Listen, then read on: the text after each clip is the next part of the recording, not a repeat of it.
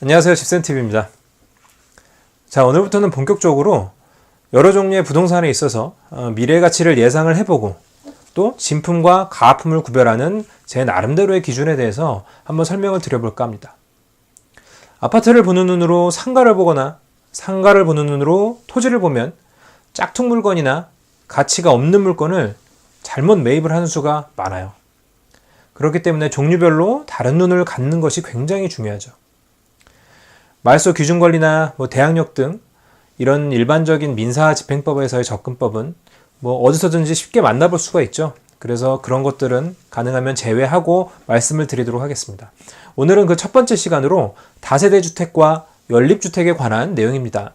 자, 이 물건은 지지옥션에서 경매 진행 중인 다세대 물건을 예시로 든 것입니다. 소재지에는 무슨 빌라 3층 301호라고 되어 있는 것을 볼 수가 있는데, 다세대나 연립주택은 공동주택의 하나예요.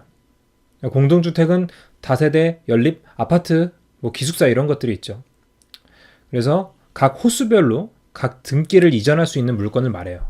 그래서 101호, 102호, 201호 이런 호수마다 분양과 매매, 경매, 저당권 설정 등이 가능합니다. 참고로 다세대나 연립주택 같은 경우에는 주택으로 사용하는 층수가 4개 층 이하여야 합니다. 그리고 공동주택에는 하나 더 아파트가 포함이 되는데, 아파트는 5개층 이상, 그리고 세대당 전용 면적이 297제곱미터 이하여야 됩니다. 그리고 대부분 30세대 이상 건축을 하고요. 다세대와 연립의 차이점은 다세대는 연면적이 660제곱미터 이하인 경우를 말하고, 연립주택은 660제곱미터 이상인 경우를 말해요. 그리고 세대수는 둘 다 19세대 이하입니다. 자, 다세대와 연립주택을 보는 눈의 그 첫 번째는 전용 면적과 방의 개수, 건축연도 등을 잘 파악해야 된다입니다. 우선 빌라는 개별성이 굉장히 강해요. 아파트 같은 경우에는 한 동에 동일한 물건이 여러 개가 있죠. 그래서 가격을 파악하는 데 굉장히 쉽습니다. 근데 빌라는 개별성이 굉장히 강합니다. 방이 2개인 것도 있고 3개인 것도 있고 욕실이 하나인 것도 있고 욕실이 2개인 것도 있어요. 똑같은 5층인데 엘리베이터가 있는 것도 있고 없는 것도 있어요. 다 비슷한데 어떤 건 누수가 있고 어떤 건 누수가 없는 경우도 있죠. 그렇기 때문에 적어도 5개 이상 되는 비슷한 물건의 실거래가나 호가, 임대가를 비교를 하셔야 돼요. 또 빌라는 아파트보다는 오름폭이 적고 유지 비용이 꾸준히 많이 들어요. 그렇기 때문에 보수적으로 접근을 하셔야 돼요. 자, 두 번째로 신축은 빌라라도 취득가가 좀 높아요. 그래서 바로 팔았을 때 차익이 나기가 쉽지가 않습니다. 그래서 신축은 대출과 월세 보증금을 통한 매달 임대 수익이 얼마나 나오는지에 중점을 두고 투자를 하시고, 오래된 구축은 저렴하게 취득을 해서 더 높은 가격에 매도할 수 있는 매도 차익이 얼마나 날 수 있는지를 염두에 두셔야 됩니다. 오래된 수도권 빌라의 경우에는 대지 지분이 넓은 경우도 꽤 있습니다. 그래서 건축업자나 시행사가 오래된 구축을 허물고 새 건물을 지어서 분양을 했을 때 수익이 난다면 매입할 수가 있어요. 또 재개발이나 재건축이 해제돼서 새 아파트가 들어올 예정이었는데 못 들어오게 됐어요. 그런데 그 인근 주민들의 새 집에 대한 수요가 있는 경우도 좋은 투자처가 될 수가 있습니다. 자, 세 번째로 개발이익으로 접근 시 용도지역을 체크해야 되는데, 개발이익이라는 것은 토지를 원가에 사서 개발행위허가나 건축허가를 받아서 신축 건물을 올려요. 그리고 호수별로 분양을 해서 차익을 얻는 것을 말합니다. 이 부동산 투자 중에서 가장 적극적인 형태의 투자라고 할 수 있어요. 근데 이런 것들을 본인이 직접 할 수도 있고 건축업자에게 매도를 해서 건축업자가 그렇게 할 수도 있죠. 어쨌든 이렇게 진행을 하려면 토지의 용도지역이 좋아야 됩니다. 토지의 용도지역이 전용 주거지역이나 1종 일반 주거지역인 경우에는 좀 어렵고 2종이나 3종 아니면 준주거지역으로 가야지 좀 더 이런 개발이익으로 접근하기 좋습니다. 자, 네 번째, 공적정보의 체크입니다. 빌라는 건축물 대장과 건물의 현황과의 차이가 있는 경우가 꽤 있어요. 그뿐만이 아니라 등기사항 전부증명서와 건축물 대장이 틀린 경우도 많아요. 그렇기 때문에 이러한 것들이 일치하는가를 잘 체크를 하셔야 됩니다. 참고로 현황은 예를 들어 뭐 호수 같은 거는 건축물 대장을 쫓아가서 가고요. 그리고 권리에 관한 내용은 등기사항 전부 증명서를 쫓아갑니다. 자, 5번째. 인근 유사물건을 조사를 해보셔야 되는데, 예를 들어서 인근에 유사한 물건에 빈집이 많으면 수요가 공급에 비해서 적다는 뜻이므로 조심하셔야 됩니다. 나도 낙찰을 받아서 계속 공실이 될 수가 있어요. 또한 공실이 없더라도 인근에 신축 빌라 물량이 많아질 예정이면 내 물건의 전세가나 월세가가 하락할 것입니다. 자, 그리고 6번째, 건물 자체의 하자를 잘 체크하셔야 돼요. 아파트 같은 경우에는 대부분 대형 주택건설업체가 건축을 하죠. 그런데 반해서 빌라 같은 경우에는 영세한 업체가 짓는 경우가 많기 때문에 하자 여부를 필수적으로 잘 체크를 하셔야 돼요. 예를 들어서 수도 총무라는 분들도 있죠.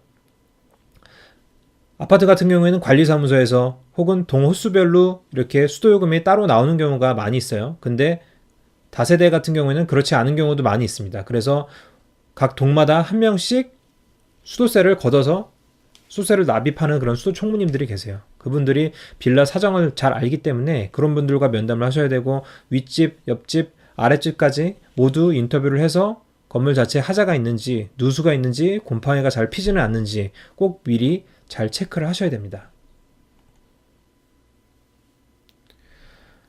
자, 내가 빌라를 투자하겠다고 생각을 하면 인근에 비슷한 물건의 공급량을 꼭 조사를 해보셔야 됩니다. 비슷한 물건의 공급량이 많아지면 당연히 수요층이 분산이 될 거고 제 물건의 전세가, 임대가는 하락할 것입니다. 그만큼 제가 원하는 가격에 팔기도 어려워지는 거죠. 자, 우선 빌라의 공급량을 알아보기 위해서는 국가통계 포털 코시스 홈페이지에 접속을 해보세요. 상단에 국내 통계를 클릭을 해보실게요. 그러면 이렇게 나오게 되는데 좀 크게 보겠습니다. 이 중 주제별 통계를 클릭을 해보시고요. 그럼 이제 이런 화면이 나오게 되는데 굉장히 많은 주제에 따른 통계가 분류가 되어 있죠. 그중 건설, 주택, 토지를 클릭을 해보세요. 다음 우리가 봐야 될 것은 건설이 아닌 주택 부분입니다. 주택을 클릭을 하시면 또 여러 종류가 나오게 되는데 이 중 주택 건설 실적 통계를 클릭하십니다. 그러면 세 가지 인허가, 준공, 착공 이렇게 세 가지를 볼 수가 있는데 우리가 봐야 될 것은 인허가 실적입니다. 크게 보시면 여러 종류의 인허가 실적이 나와 있는 것을 볼 수가 있고 주택 유형별 건설 실적, 다가구 구분, 월별 누계를 클릭하시면 돼요. 이 월별 누계라는 것은 해당 연도, 그러니까 예를 들어서 2017년도 같은 경우에는 1월, 2월, 3월 이렇게 뒤로 갈수록 합쳐서 매년 12월을 보면 그 해당 연도에 공급된 개수를 볼 수 있는 것을 말합니다. 자, 클릭하시면 이런 형태로 나타나게 되죠. 근데 이렇게 뭐 전국, 수도권 뭐 이런 식으로 나와 있으니까 보기가 좀 어려워요. 아파트까지 다 나와 있네요. 그러면은 일단 시도명을 들어가셔서 내가 원하는 예컨대 뭐 서울이라고 하면은 서울 지역에 체크를 한번 해보세요. 다음 대분류에서는 우리가 지금 다세대와 연립을 공부하고 있으니까 다세대 연립을 체크를 하시고 다음 중분류에서도 다세대 연립, 소분류에서도 다세대 연립을 체크하십니다. 다음 시점은 이 지금 통계가 2007년 1월부터 2019년 2월까지 나와 있는 것을 볼 수가 있는데 아까 말씀드렸다시피 월별 누계니까 매년 12월만 체크를 해보시면 그 해당 연도에 인허가 실적을 알 수가 있는 거예요. 그래서 2018년 12월, 2017년 12월, 2016년 12월 이런 식으로 매년 12월만 체크를 해보세요. 다음 통계표 조회를 눌러보시면 자, 이런 식으로 서울시의 다세대 연립만 인허가량을 볼 수가 있습니다. 근데 지금 표가 뒤에 끊겨서 보기가 많이 어렵죠? 이 하단 바를 쭉 끌어보시면 숫자를 볼 수가 있는데 간단하게 간편하게 표로 보기 위해서는요. 상단에 이 부분을 클릭을 해보시면 되겠습니다. 그러면 이런 식으로 이 파란색은 다세대 인허가 물량이고 노란색은 연립 인허가 물량이죠. 이런 식으로 국내에 나와 있는 지역별로 다세대나 연립주택의 인허가 물량을 파악을 할 수가 있어요.